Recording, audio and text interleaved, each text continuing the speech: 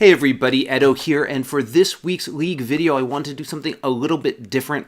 Online people are always talking about Kickstarter expenses and budgets and how to make money and thinking about shipping costs and Kickstarter cuts and revenue, and I've always found that there are a lot of people who struggle with it, and there are a lot of people who end up getting in trouble because they don't do the math or look at it correctly.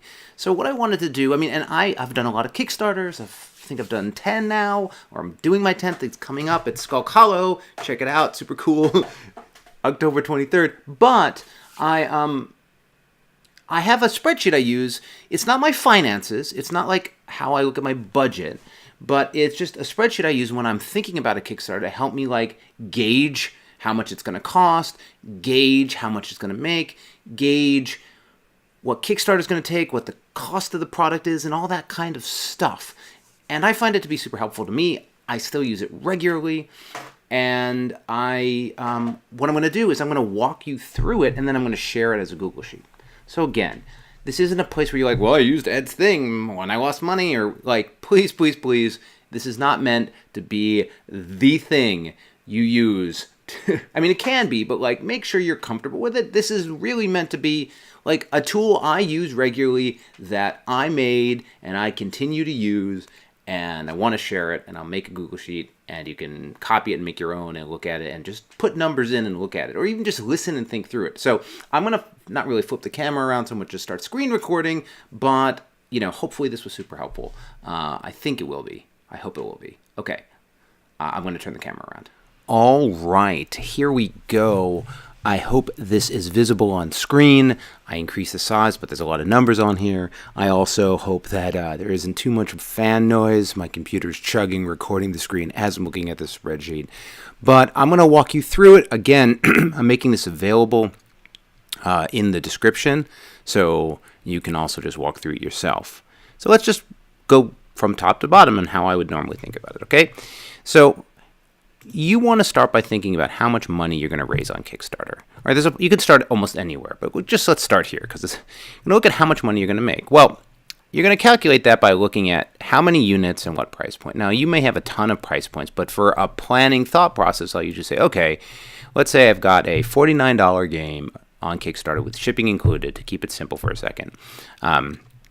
And I'm going to do 1,000 units. This could be a $39 game with $10 of shipping. I tend to do the US ship because that's going to be the bulk of the orders. Now, generally speaking, if you have international as well, you'll do better.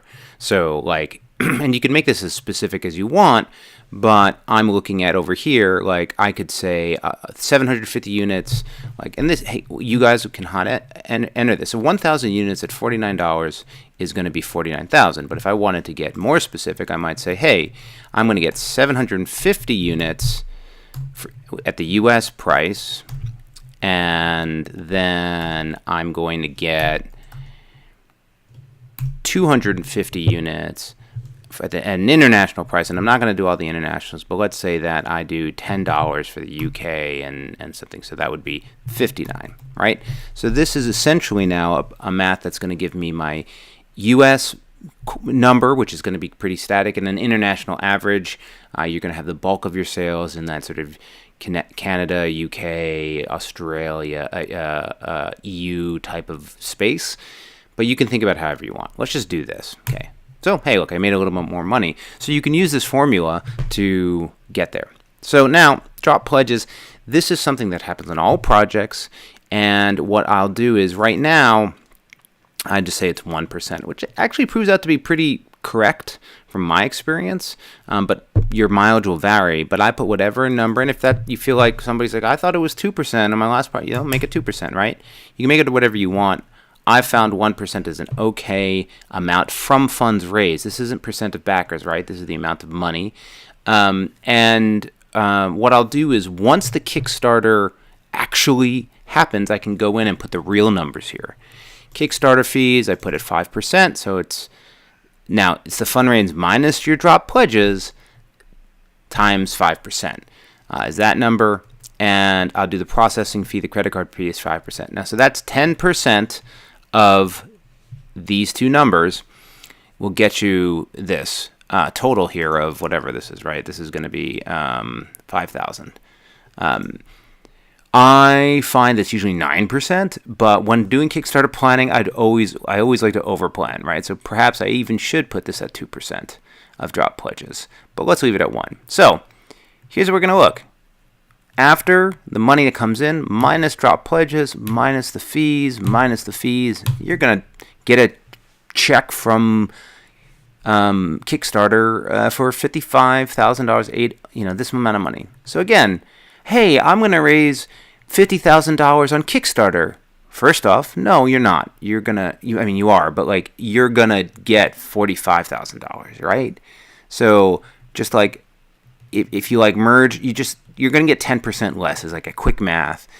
You're going to raise 60, you're only going to get 54. You're going to raise 80, you're only going to get 72. You're going to raise 100, you're only going to get 90, right? So think about that. It's important. $10,000, $5,000 is a big deal on a Kickstarter and on your math. Okay. This is where mileage is going to really vary. But I have this line item called Dev and Kickstarter Expenses. And it's highlighted here because it connects over here.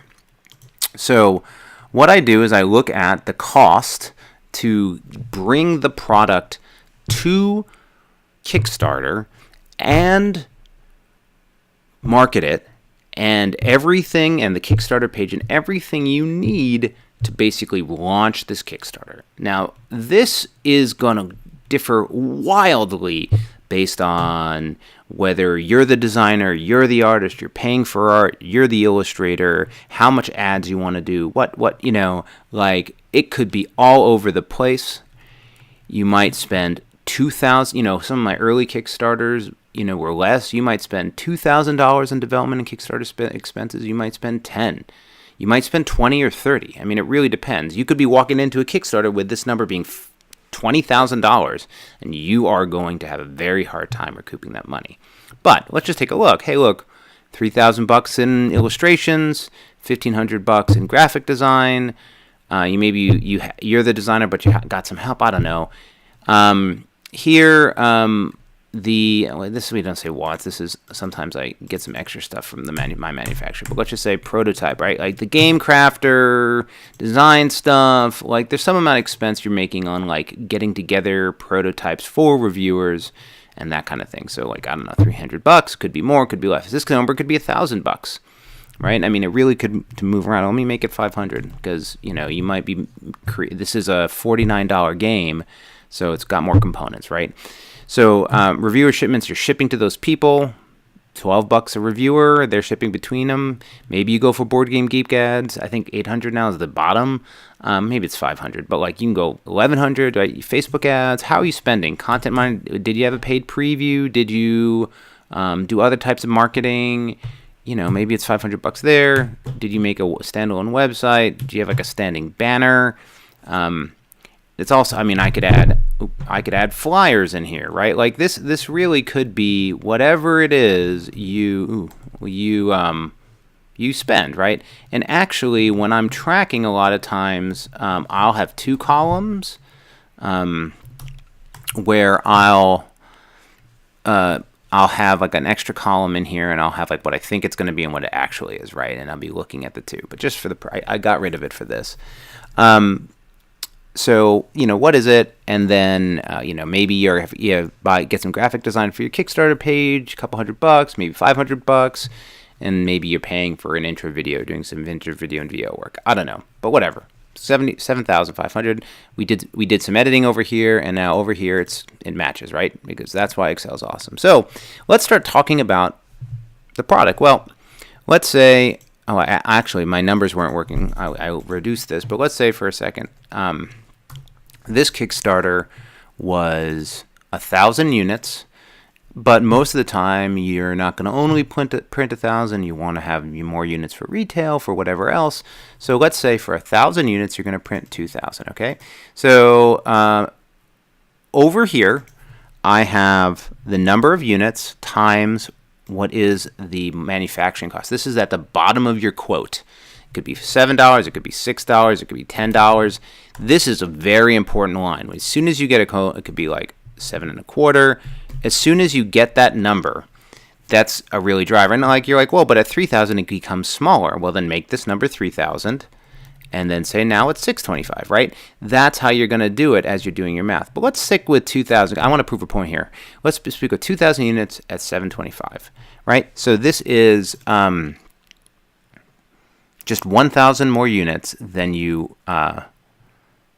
have to ship to backers, right? And that's a reasonable additional amount, right? You, especially if you're working with an impressions or retailers and distribution, right? You might even want to go more. If you're selling it out of your garage, that's maybe maybe you can get away with 1,500 units, but then you get into a conversation where this is like $9.25, and you're like, oh, but for an extra 500 units, I'm going to save money. It's like, well, maybe not. Let's keep walking. All right, so I don't know. Different manufacturers are different, but I found that you can get a discount if you put their logo on the back of your box. Whatever, I have that there. Maybe I should remove it. And you know what? I'm gonna remove it because that's like a special thing. So I removed it. This table was equaling that, which is empty now, but I wanted to equal this, which is the E column. I don't know if you don't know how to use Excel. It's not exactly a lesson, but now that it equals that. Great. So there may be some production tooling that you need to worry about as a fixed cost. That's not based on the number of units. That's where you'd lay that out. Maybe it's $1,000, and I don't know. Some manufacturers are more stingy than others, and let's say you had to spend $100 on your spare parts. Not usually, but I don't know. Let's put it there. So you're going to have your manufacturer shipped to the U.S. This is just a bucket number. It's more or less depending on the number of units, on the weight, a whole thing. But right now this is $1 a game. That's a lot. It's a $49 game, so I thought it. But if you're just small and you're just shipping your own stuff and not in bulk, it's going to be expensive. Maybe you can get to 50 cents a game. Maybe you can get to $0.25 a game. But whatever, I'm going to do that. And then you're sending some units to the UK, and that you're going to have to pay VAT on that and shipping. It could be $750. It could be more. It could be $1,000. Let's say it's $1,000. Maybe not, but it's not 20, right? Import fees. This actually was like a fee if you're importing yourself into the States. Maybe I can remove this. But if you have import fees, you can put it here. So this is important. This manufacturer to U.S. here was shipping to Aldo. I work with impressions. That's a warehouse. Let me change this to warehouse. The warehouse may be the person fulfilling. But in this case, Ed is fulfilling. And I'll even hot make this, but this is Ed to U.S. fulfill. Let's just say Ed, whatever. And then to Ed, and then me shipping everything else. So, well, how did I get this number? Well, I said, hey, look, I'm going to ship 750 units, and I'm going to use a medium flat rate for 13. That could be more, it could be less. If you got to go to a large flat rate, I think it's like 20. If it's small, maybe it's 8. UPS. Sorry, I don't need that. Also, this is a weird line, which I'm going to remove this line. This was like I had to send to international like extra copies of older games to include, but let's remove that. So then just it'll simplify it here. See, I'm editing it right as we're talking.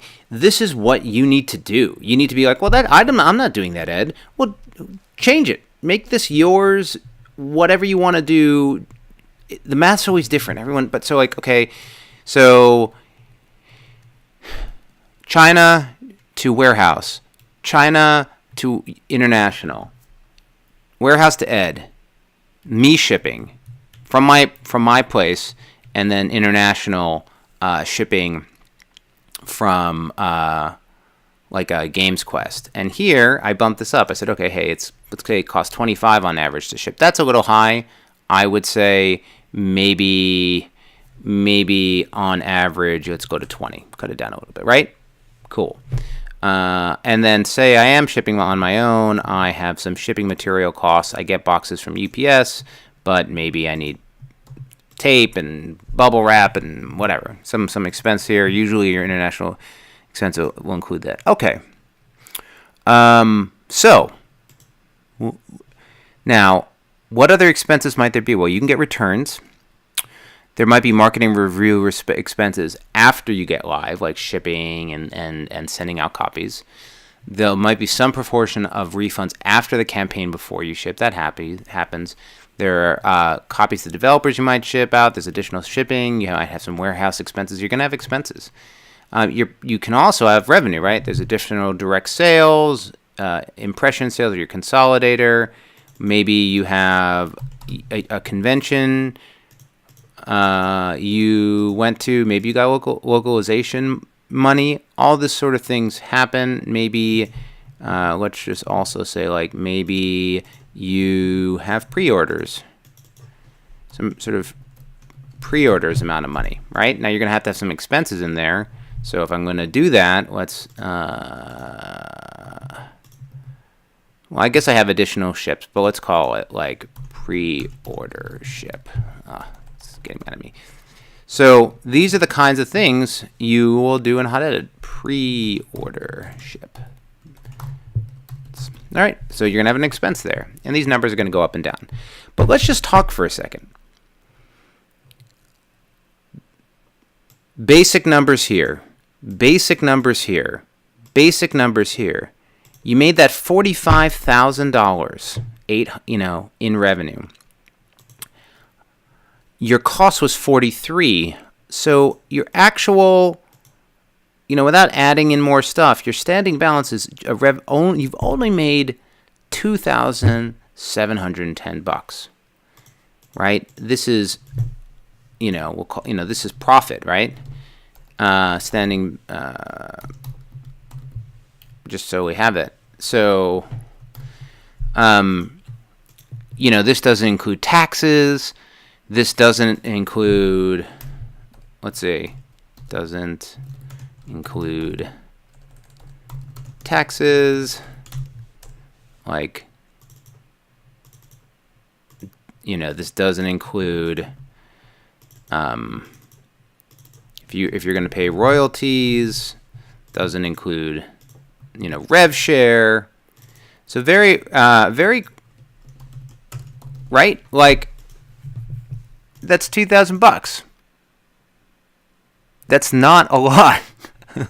And like, I don't know, let's say there's a mistake and this costs you an extra, let's say you didn't do your math and this cost you an extra $2 a copy because you messed something up.